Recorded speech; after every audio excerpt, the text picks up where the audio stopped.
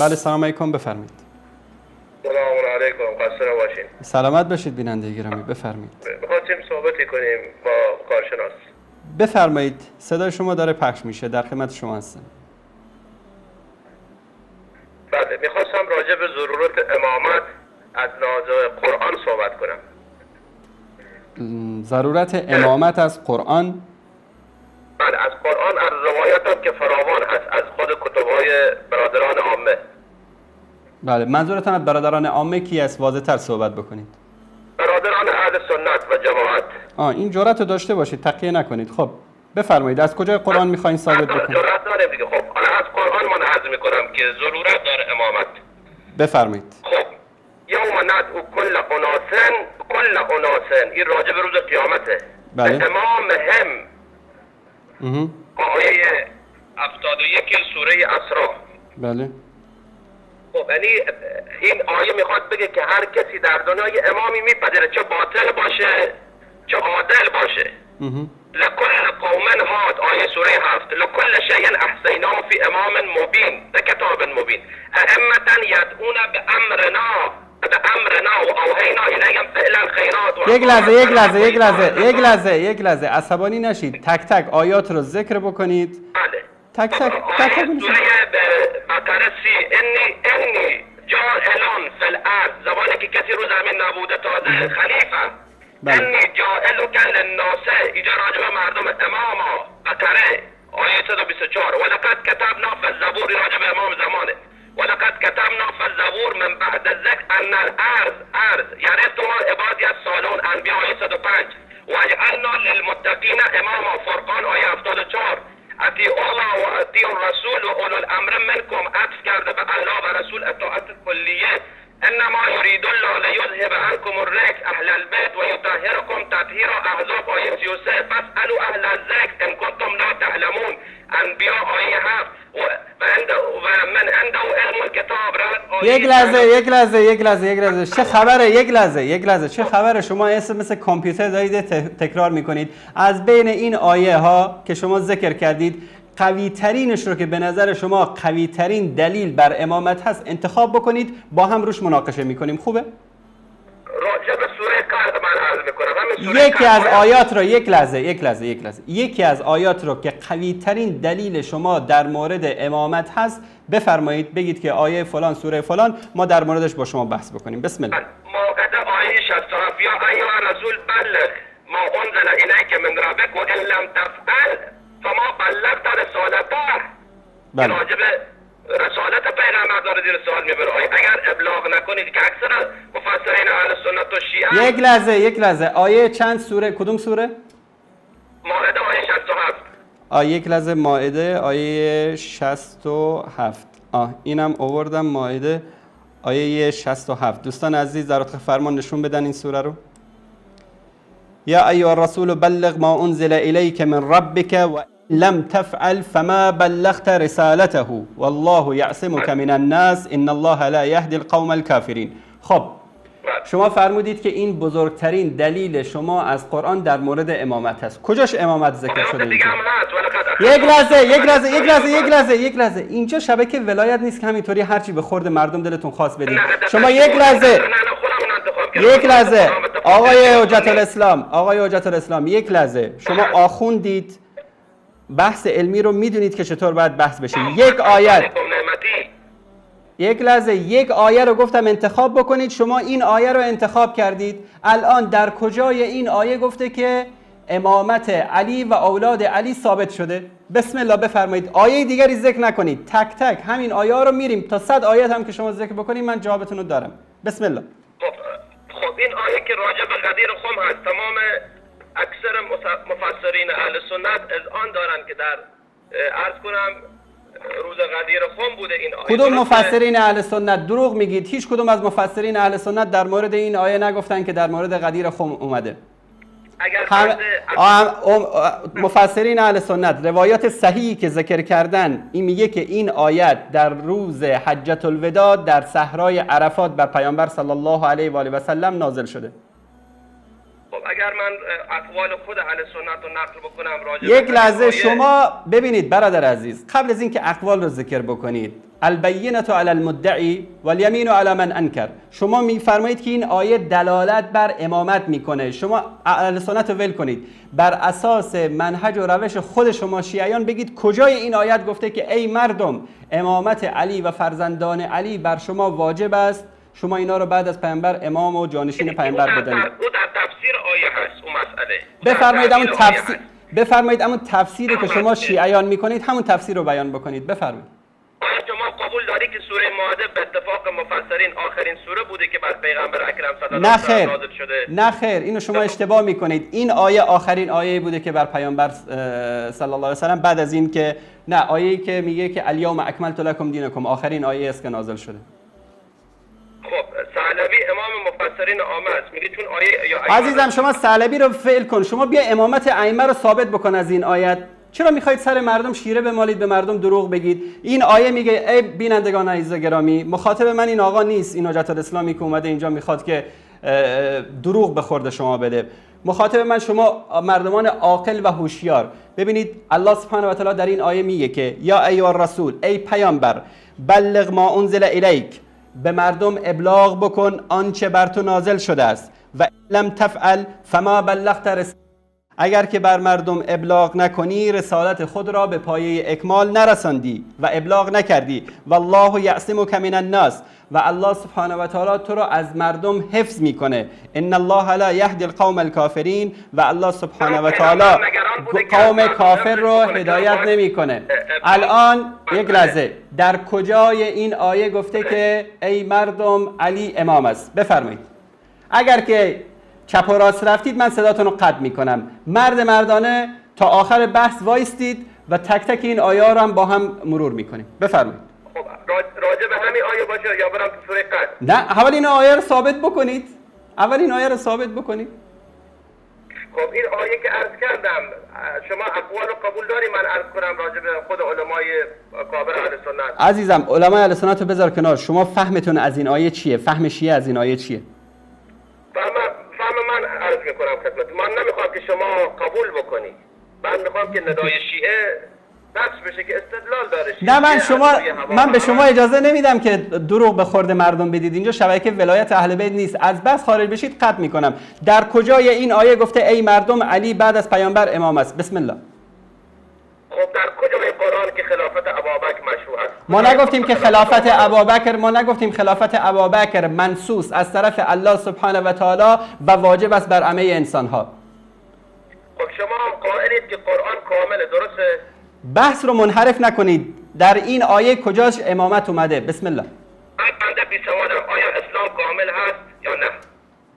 آقا بی سواد که هستید مثل یک بی سواد من با شما باید بحث بکنم. شما میگید که یا ایها الرسول بلغ ما انزل الیک من ربک فما بلغت رسالته. پیامبر رسالت رو به مردم ابلاغ بکن. اگر این رسالتش برباده، رسالتش نگفته امامت علی، گفته رسالت پیامبر صلی الله علیه و سلم آیا ابلاغ امامت بود یا هدایت مردم؟ خب آیا این امامت جانشینی نباید از سوی خدا اجرا بشه که پیغمبر به مردم برساند؟ پس عملا دین اسلام کامل نشد، چون که الله سبحانه و تعالی گفت که الیوم اکملت لکم، دین را بر شما کامل کردیم. پیامبر ابلاغ کرد، امامت علی را ابلاغ کرد، مردم نشنیدن، همه کافر شدن، غیر از 3 نفر همه مرتد شدن. غیر از علی کسی دیگه به امامت نرسید. پس عملا رسالت پیامبر صلی الله علیه و آله و سلم غیر کامل است، کامل نشده. در حالی که در بعد از این آخرین آیه‌ای که از قرآن نازل شد میگه که الیوم اکملت لکم، دین را بر شما کامل کردیم. بعد از اینکه این آیه نازل شد، پیامبر صلی الله علیه و در حجة الوداع آخرین وصیت هاشون رو به مردم کردن، الله سبحانه و تعالی اومد گفت که الیوم اکملت لکم دینکم. دین پیامبر بعد از ابلاغ پیامبر، بعد از آیاتی که بر پیامبر نازل شده بود، همه رو ابلاغ کرد، نصیحتاش هم کرد، دین اسلام کامل شد. الیوم اکملت لکم دینکم نازل شد. اما امامت که کامل نشده، تا هنوزم کامل نشده، تا قیامت هم کامل نشده. پس در عملا دین کامل نشده. چطور شما ادعا میکنید که الیوم اکملت لکم دینکم اومده؟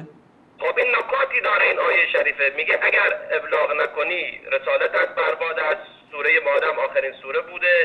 نگرانی داشته رسول خدا که میگه والله یعصمک من الناس، نترس، نگران نباش. پیامبر میترسید؟ پیامبر میترسید؟ خمینی در کتابش میگه که پیامبر ترسید و ابلاغ نکرد تا اینکه این آیه نازل شد. و در مورد داشته رسول خدا این مسئله که میگه اگر به فعل نرسانی، ابلاغ نکنی رسالت الهی، رسالت الهی یا امامت علی، برباد فنا هست. شما الان دارید اینجا تناقض دارید صحبت میکنید، با تناقض دارید صحبت میکنید. یک مرتبه میگه رسالت الهی، یک مرتبه میگید امامت علی. پیامبر چی رو ابلاغ نکرده بود؟ امامت علی رو یا رسالت رو؟ مسئله امامت هست که وصل به رسالت هست. اطیعوا الله و اطیعوا رسول و اولو الامر منکم، اولو الامر که از جانب شما باشه. خب این آیه رو در مورد این آیه هم صحبت میکنیم. یک لحظه شما فقط اول این آیه رو تمام بکنید. شما میگید که این آیه رو وقتی بر پیامبر صلی الله علیه و نازل شد که در غدیر خم بود، گفت که امامت علی رو ابلاغ بکنید. عملا دارید دروغ میگید به مردم، چون امامت علی رو پیامبر در یوم الدار بنابر ادعای شما و علمای شما و کتابهای شما در مکه مکرمه ابلاغ کرده بود. دست علی رو بالا کرد، گفت که این قبلا ابلاغ کرده بود، پس ضرورت به ابلاغ دوباره نداشت که الله سبحانه و تعالی به این صراحت بگه که اگر که تو ابلاغ نکنی دینتون رو. خب پیامبر ابلاغ کرده بود در مکه یوم الدار، دیگه چه نیازی بود که در غدیر خم این مسئله مطرح بشه؟ ثانیاً یک لحظه هم هست که وقتی حدیث قرطاس پیش آمد پیغمبر فرمود بیارید که من دوات و قلم بیارید، ایتونی به دواتن. خلیفه دوم چرا مخالفت کرد؟ چرا سر صدا کرد؟ چرا پیامبر چی رو میخواست بنویسه در اونجا؟ خود عمر اقرار داشته که میخواسته که ولایت علی را ثبت و ضبط کنه. خب پیامبر میخواست ولایت علی رو ثبت و ضبط بکنه اما نکرد. یعنی پیامبر یعنی نکرد. یک لحظه، یعنی نکرد. بینندگان عزیز گرامی خوب بشنوید توهین شیعه به پیامبر رو. الله سبحانه و تعالی میگه که این لم تفعل فما بلغت رسالته، اگر که ابلاغ نکنی رسالتت رو نرساندی. در روز وفات پیامبر این آقای آخوند شیعه ادعا میکنه که عمر اومد پیامبر رو نذاشت که ابلاغ بکنه، پیامبرم نکرد. الا لعنت الله علی الکاذبین.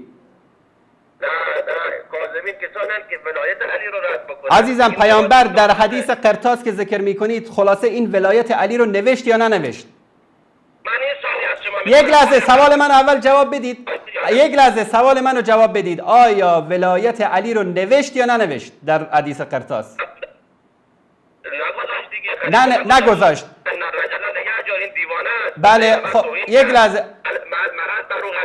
خب ننوشت پس. نوشت یا ننوشت؟ یک لحظه نوشت یا ننوشت؟ نگذاشت. پس رسالت پیامبر رو ابلاغ نکرد پیامبر رسالتشو، درسته؟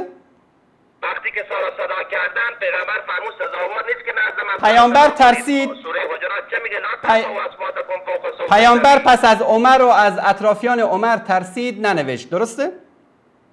چون اگر پیغمبرم بنوشت چون متهمش کرده بودن به عزیزم الله میگه که والله یعصمک من الناس، خداوند تو رو از مردم حفظ میکنه. پیامبر به خاطر عمر ننوشت.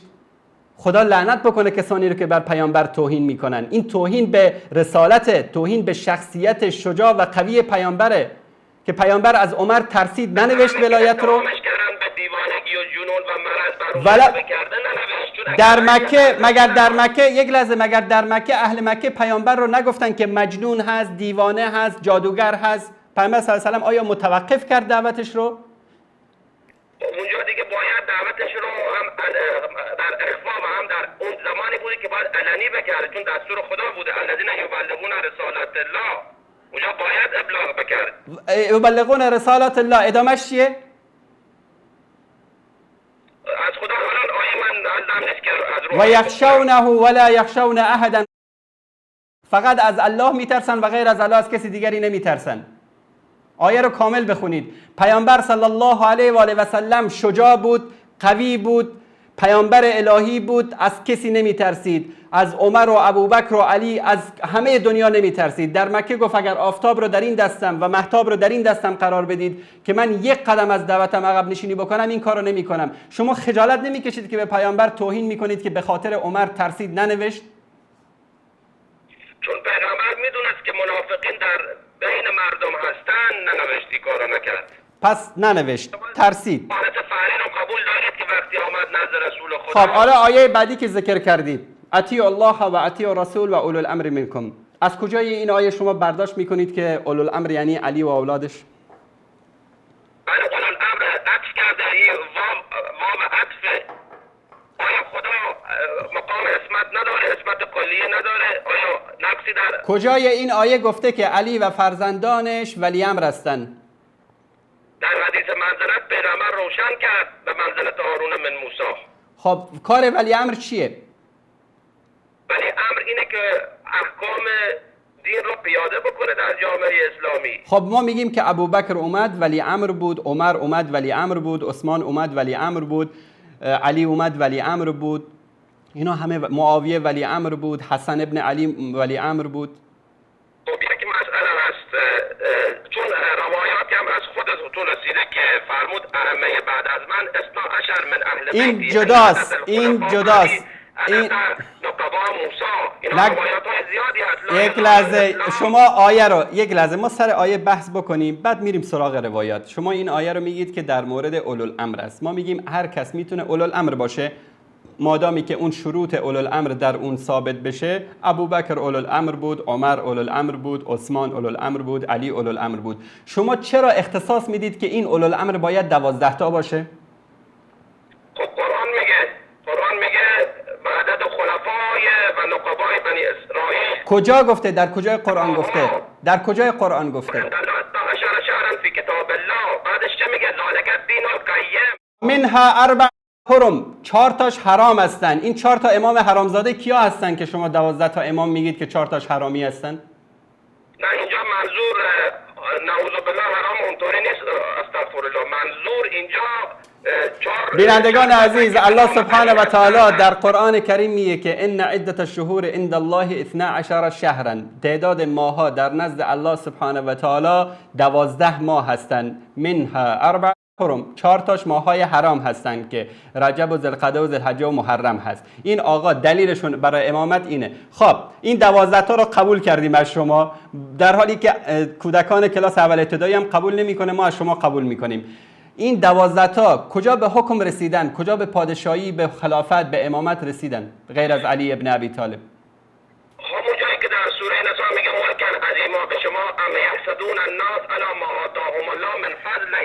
عزیزم آقای حجت الاسلام، آقای حجت الاسلام، من از شما اینو نپرسیدم. این 12 تا امام شما در کجا به حکومت رسیدن؟ در کجا به خلافت رسیدن؟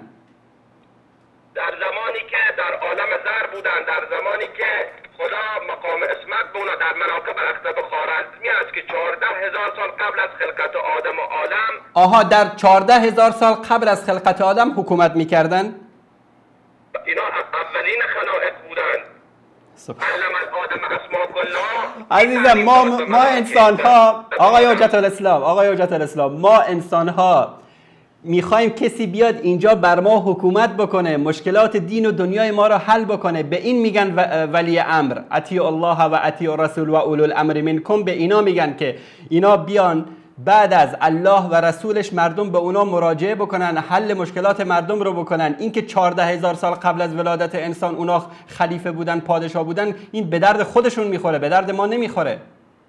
خب اولا که خلافت الهی باید علم الهی داشته باشی، علم لدنی داشته باشی، احکام دین رو آشنا باشی و طبق آیه سوره یاسین کل شیء احصیناه فی امام مبین باشی. فاسالوا اهل الذکر ان کنتم لا تعلمون باشی و من عنده علم الکتاب باشی، لا یمسه الا المطهرون باشی، بل و آیات فی صدور الذین اوتوا العلم باشی. مقام اسمت داشته باشی و یطهرکم تطهیرا، این اراده خدا قبل از خلقتشون بوده، چون آگاهی داشته که اینا رسالت و مقام اسمت رو حفظ میکنن. خب اینا یعنی بعد از الله و رسولش این ولات امری که شما از این آیه برداشت میکنید یعنی ائمه هستن که معصوم هستن، مردم به اونا باید مراجعه بکنن، درسته؟ بله، مثلا اون سوره انبیا از کنم خدمتتون، همین آیه یک لحظه اینا دعوت میکنن به امر ما. شما آقای روحانی، آقای حجت الاسلام، شما همین آیه که میگید اطیع الله و اطیع الرسول ادامهشو بخونید. اطیع الله و اطیع الرسول و اولو الامر منکم. ادامهش چیه؟ ادامهشو بخونید.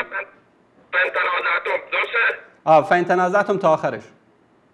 خب میگه اگر نزاعی در این امر داشتید به الله و رسول مراجعه بکنید. چرا نگفته به ولی امر مراجعه بکنید؟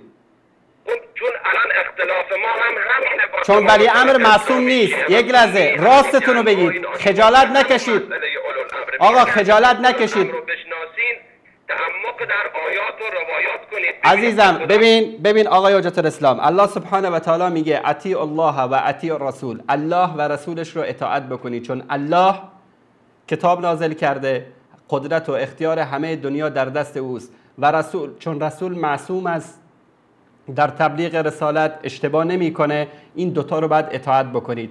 و اولو الامر منکم، و از اولو الامرتون اطاعت بکنید. فان تنازعتم فی شیء، اگر در چیزی اختلاف کردید، با کی اختلاف کردید؟ یعنی با اولو الامر اختلاف کردید، فردوه الی الله و الرسول، برگردانید به قرآن و به سنت. اگر اولو الامر معصوم هستن نیازی نداره که به قرآن و سنت برگرده.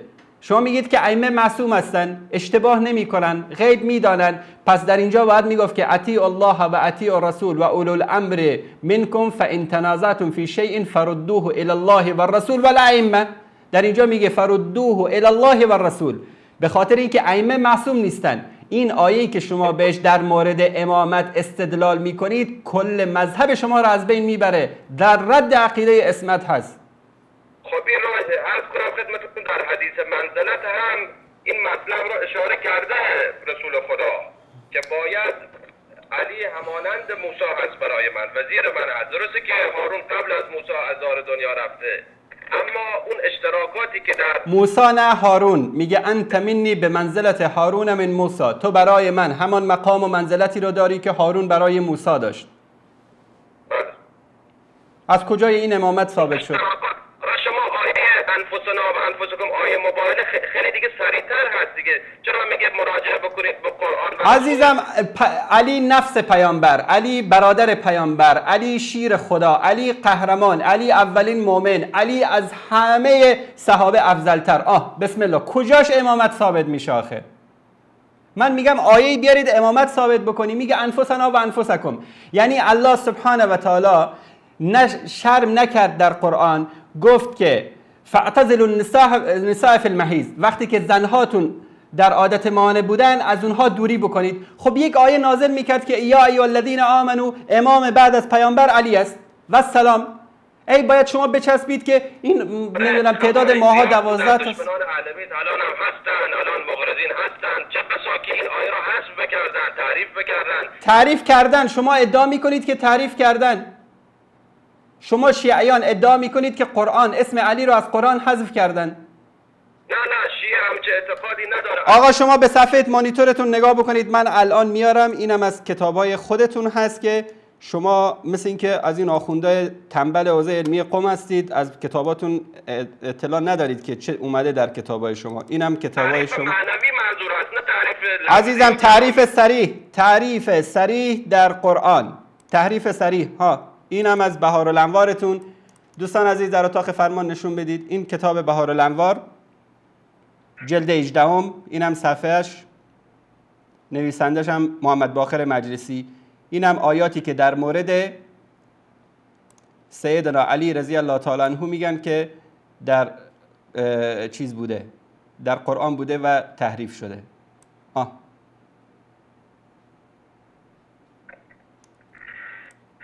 کمی نزدیکتر بیارین. من الان میارم براتون نزدیکتر.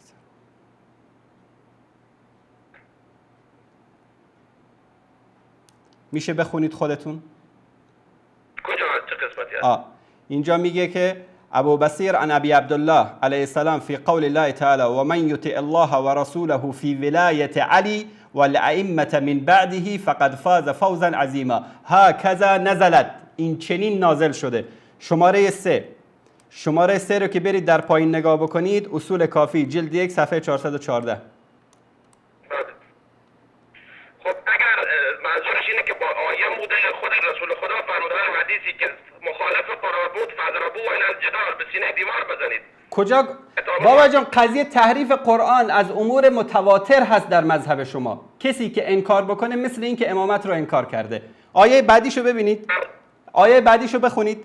سأل سائل بعذاب واقع للكافرین بولایت علی لیس له دافع والله نزل بها جبرائیل علی محمد صلی الله علیه و سلم. به خدا که جبرائیل اینطوری بر محمد نازل کرده.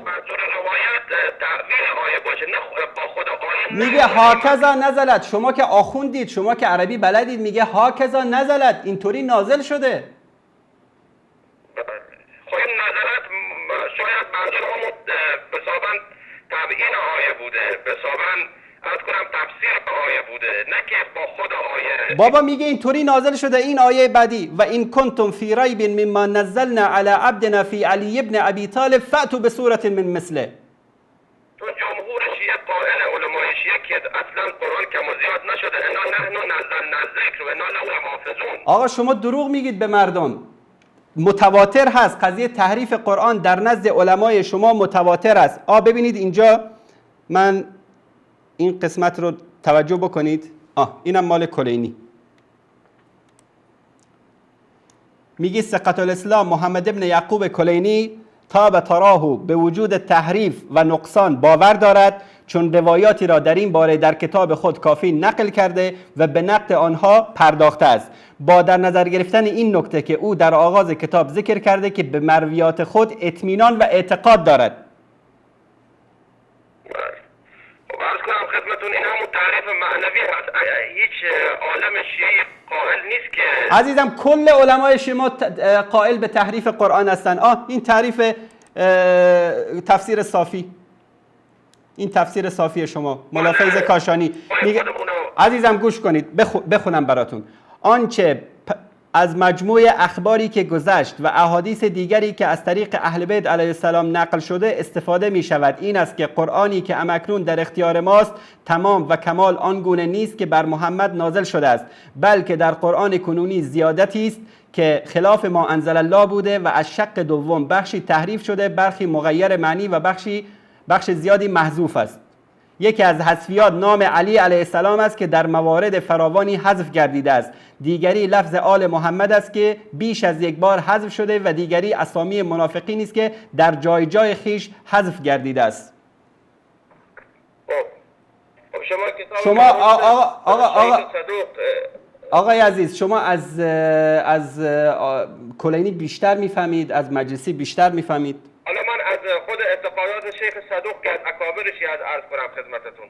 بفرمایید چی میگه؟ اعتقادنا ان القرآن الذي انزل الله تعالی علی نبیه محمد صلی الله علیه و آله و سلم و هو ما بین دفعتین و هو ما فی اید الناس. میگه این قرآن که زیاد نشده، بیشتر از قرآنی که اکنون در دست مردم موجود نبوده همین آیاته که 114 سوره می باشد. و شما به اعتقادات شیخ صدوق فی الدین، اعتقادات فی الدین الامامیه صفحه 50 تقیه است. آقا تقیه است. که باز از اکابر شیعه هست. عزیزم ایشون تقیه کرده دین شما که الان شما هم دارید که میگید این قرآن ما به تحریف قرآن عقیده ندارید، دارید تقیه میکنید. این شیخ مفیدتون این شیخ مفید ببینید چی میگه. الاوائل المقالات مال شیخ مفید در اینجا اقول ان اخبار قد جاءت مستفیزه عن ائمة الهدى من آل محمد باختلاف قرآن وما احدثه بعض الظالمین فيه من الحذف والنقصان. اخبار متواتری که از ائمه رسیده میرسانه که قرآنی که در نزد ما هست اختلافاتی در او ایجاد شده، بعضی چیزا از اون حذف شده و نقص فراوانی در این قرآن هست که بعضی از ظالمین در آن این کار رو انجام دادن. این از شیخ مفیدتون. شیخ مفید کتاب دیگر هم داره المصنفات. کدوم شما باور کنیم؟ آقا اینو در اینجا اینو مقالاتشو باور بکنیم یا مصنفاتشو باور بکنیم؟ توقف میکنیم شیخ مفید میگه در همچه مواردی ما غلط میکنه توقف میکنه شیخ مفید، غلط میکنه توقف میکنه. این کتاب الله سبحانه و تعالی است، معجزه پیامبر است. الله سبحانه و تعالی میگه انا نحن نزلنا الذکر و انا له لحافظون. بعد شیخ مفید توقف میکنه. سید مرتضی باز کتابی نوشته تفسیر مجموع البیان جلد 1 صفحه 15 میگه عزیزم کلینی مجلسی، شما پس بگید که هر کسی که قائل به تحریف قرآن هست کافر و مرتد و جاودان در آتش دوزخ است. بفرمایید بگید اینو. بله بگید که هر کس که قائل به تحریف قرآن هست کافر، مرتد و جاویدان در آتش جهنم. بفرمایید. قطع کرد رفت. چون اگر بخواد که این حرف رو بزنه باید کلینی رو هم تکفیر بکنه، مجلسی رو هم تکفیر بکنه، شیخ مفید رو هم تکفیر بکنه، تفسیر صافی رو هم باید تکفیر بکنه. همه علمایی که قائل به تحریف قرآن در مذهب شیعه هستن همه رو باید تکفیر بکنه. به خاطر همین فرار کرد رفت.